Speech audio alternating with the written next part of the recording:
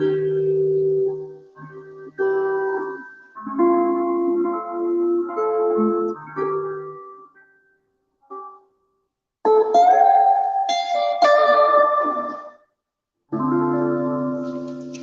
what's going on, everybody? Got another little article here for you, with along, of course, with a little more guitar.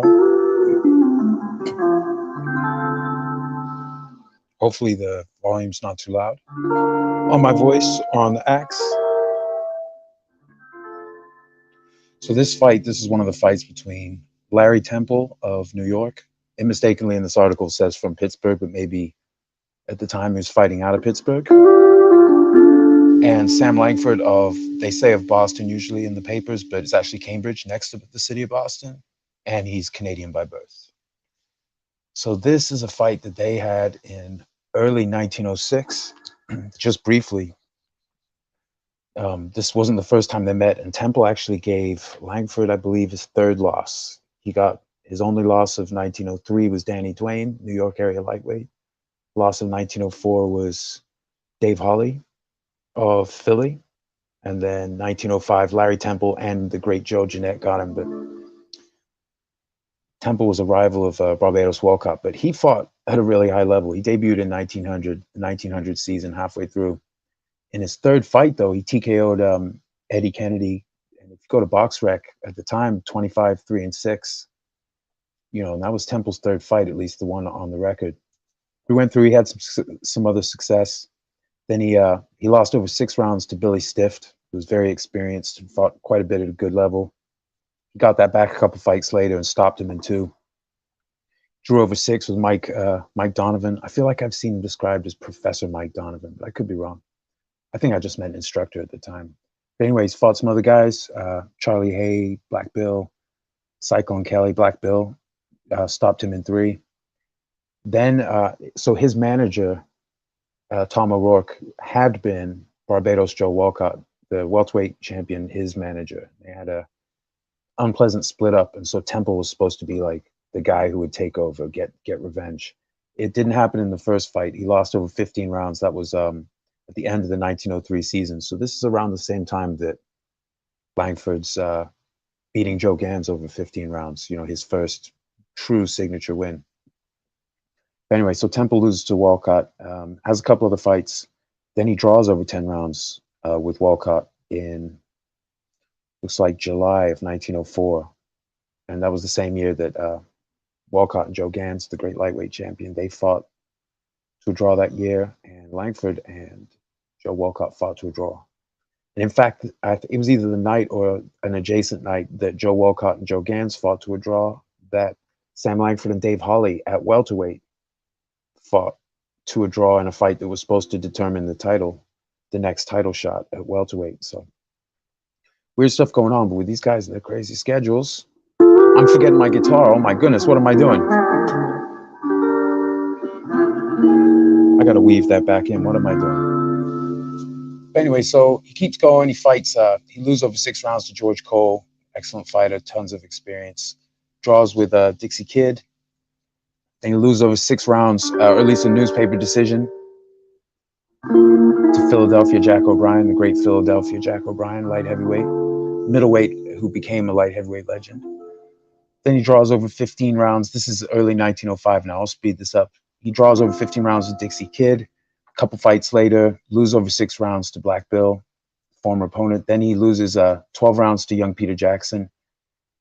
He'd fought a prearranged draw with young Peter Jackson and smashed him up a couple years earlier. But in this one, it was a newspaper decision, but he got thrashed by young Peter Jackson. Then after that, he gives Sam Langford a loss. Langford at the time, at least per BoxRec. Hey, what's up, Popcorn? What's happening now?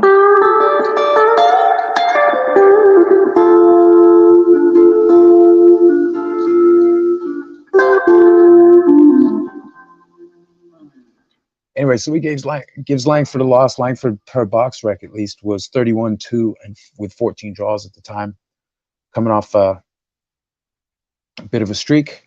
He beats him over 15 rounds, so that was the beginning of their rivalry. Temple got the best of the rivalry. That's better. Get some guitar in there. Then after that, he draws over 12 rounds with the great Jack Blackburn. See, just fight after fight, Temple's fighting this tough schedule. Fights Langford again to a draw over 15 rounds. Now we're up to September 1905. Let's see, stops Jim Jeffords, fights another 15-round draw with Jack Blackburn. Incredible.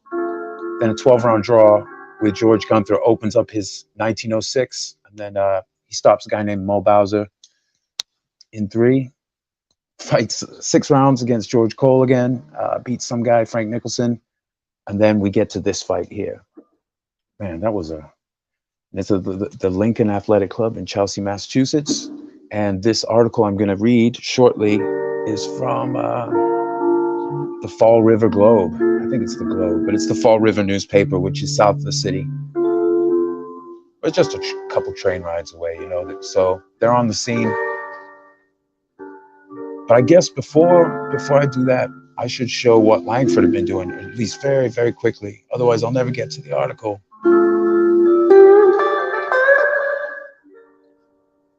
Let's pull this right up here. This is what Langford had done. That's the condensed version. That's just that's April 1902, leading up to the Larry Temple fight, March 1st, 1906. That's an awful lot of fights. Even broken down by year, it's an awful lot of fights. In fact, I can break this down by year. Okay, so 1902, just one fight, a win. 1903, though, look at that. 28 fights. That's an awful lot of winning and drawing, I guess, as well. Some of those are prearranged draws. It has the one loss to Danny Dwayne. Going into 1904. Fights Blackburn again, stops Willie Lewis, stops Tommy Sullivan, who was like a rising welterweight at the time, stops Joe Reed. Couple draws with Dave Holly. He also had the loss to Dave Holly, the aforementioned loss. He stopped the former elite lightweight George Elbows McFadden in 2, barely getting touched in that fight. Then moving into 1905, you know, Langford's his schedule just gets tougher and tougher and tougher. George Gunther, Belfield Walcott again, Dave Holly, George Cole, George Gunther, Bogartis Hyde, I'm not sure who that is. 2 fights against the experienced, dangerous young Peter Jackson, the Baltimore Demon. Then he gets that loss to Larry Temple. Then he finally gets the win over Jack Blackburn, the great Jack Blackburn, the defensive master. Although they do draw again before the draw and have a no contest before the year is out. He draws with Temple, you see there, a couple fights after the 10-round points loss, they draw over 15. Then Langford draws with Blackburn, draws with young Peter Jackson for good measure, loses to Jeanette at the end of the year.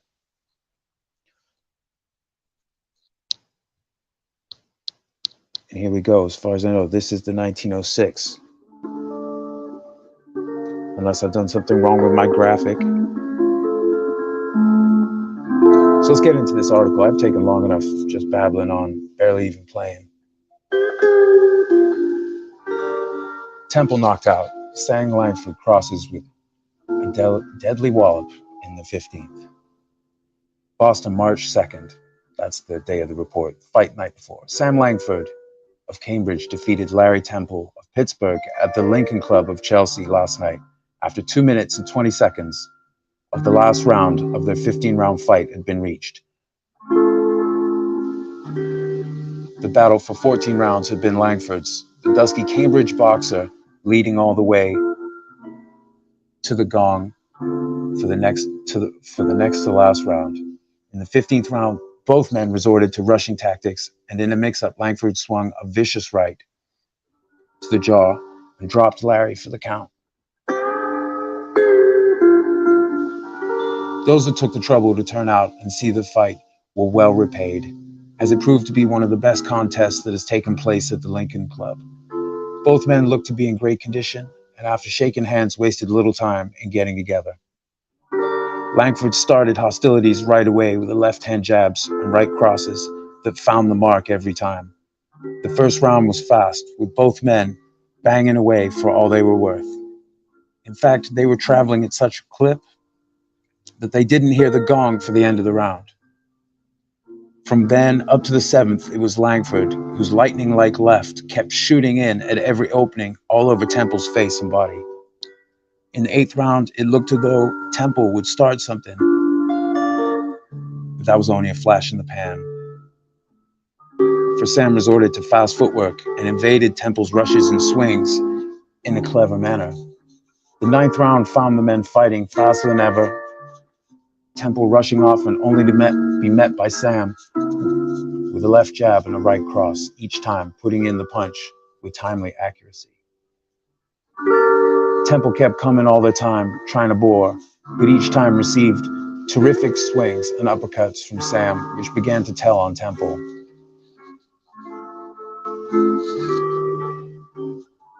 Coming up for 10th round, Temple endeavored to box clever, but found that it was no use, as Langford was his master at that game, and he fell back to his rushing tactics again.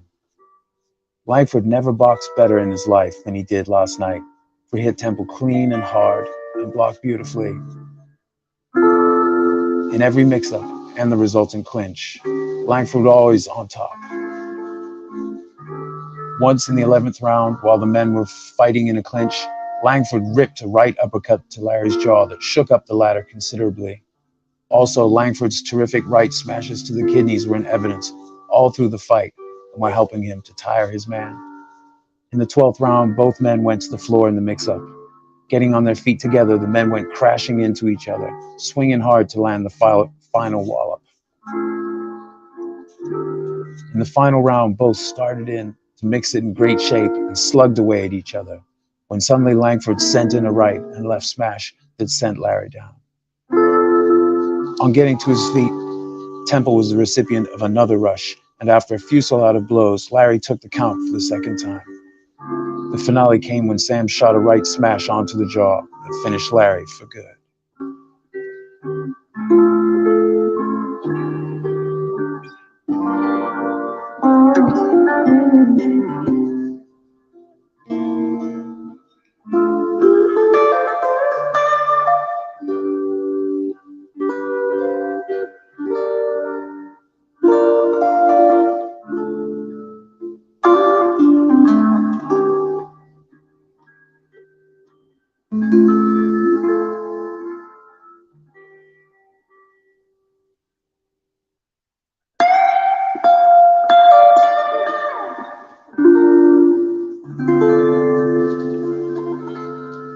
All right, so that was the fight between Sam Langford and Larry Temple, one of the fights in their series. Langford had so many rivalries in his career, it was ridiculous. He had rivalries with guys he was trying to fight, guys he fought once, maybe wanted to get it back or get some more fights on, but especially guys just have these great fight series. Larry Temple was one of the early guys that participated with Langford, but like a lot of these guys, Langford was keep going up. He'd already fought Jeanette at this point by the time of this fight. In 06, he was going to fight him again in 06 and beat him, then lose to the great Jack Johnson, lose to young Peter Jackson, who'd bested and also been bested by Larry Temple here. Then Langford would just keep going up. And like in 1907, he sort of elevated to like a heavyweight factor. By 1908, he's one of the top couple heavyweights. It's him and Jack Johnson calling out Tommy Burns. Johnson gets the fight, wins the title, won't fight Langford, but Langford still remains that other best guy along with Johnson for years after that, just for years and years. But this is one of the fights from his thing. This was he'd already beaten Temple and drawn with and lost to him at this point, but he actually stopped him in this fight. Toward the end of the fight, Langford was getting more and more of his power. So anyway, I didn't do as much guitar in this one. Turns out it's hard to play chord progression in time and then read something, article like. I'm gonna work on that and figure out the best formula to do this.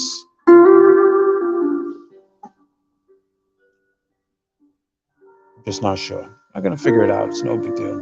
But thanks for listening. I'll have some other articles, and hopefully later today I have Josh City from 86 Boxing on here with me. We're going to talk about, I believe we're going to talk about fighter nicknames of the old school or some other topic. We'll see. Have a great day, everybody.